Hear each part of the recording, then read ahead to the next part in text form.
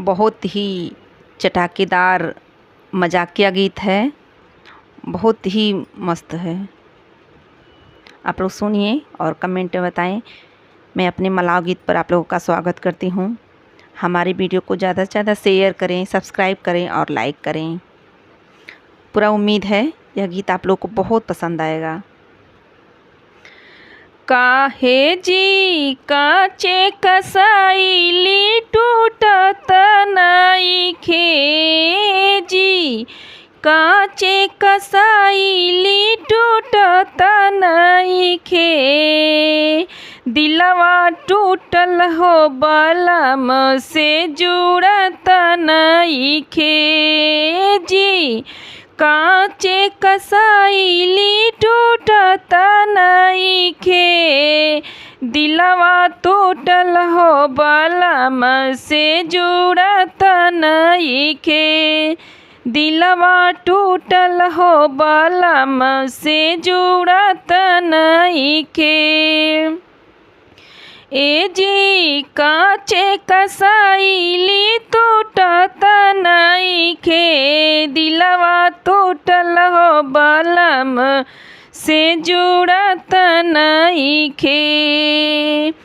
ए जी साझे के अइल बिहने भाग गइल, ए जी साझे के अइल बिहने चल गइल, हमरे चुनरी में दगिया लगा के गइल, हमरे चुनरी में दगिया लगा के गइल।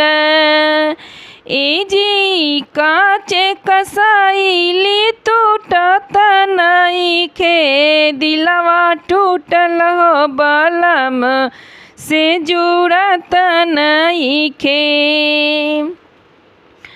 ए जी ननदो पूछेली दगिया कैसे लागल बा, ए जी ननदो पूछेली दगिया कैसे लागल बा, रतिया अइल तुहर भैया दगिया नहीं लागल बा, रतिया अइल तुहर भैया दगिया उनसे लागल बा।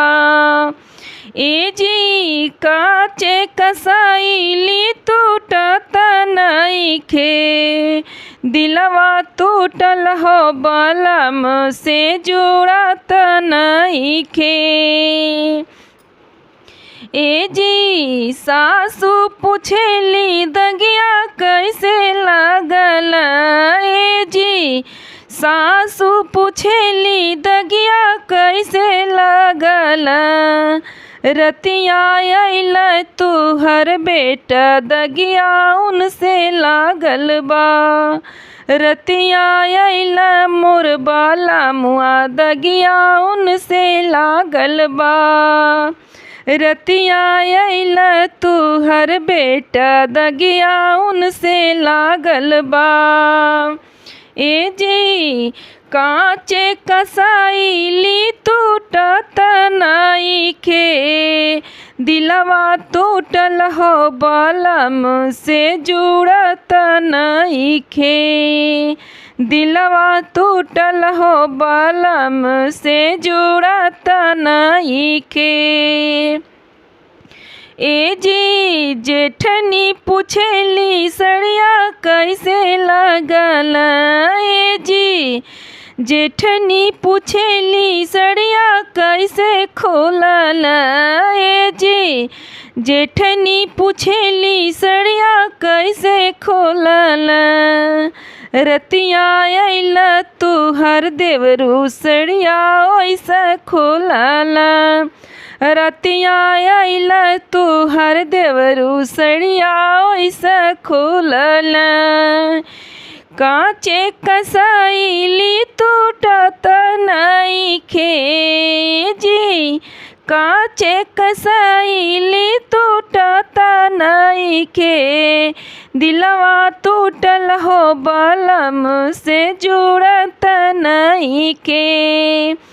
साँझे के अइला बिहने चल गइला ए जी, साझे के अइल बिहने चल गइल, हमरे साड़िया में दागिया लगा के गइल, हमरे साड़िया में दागिया लगा के गइल।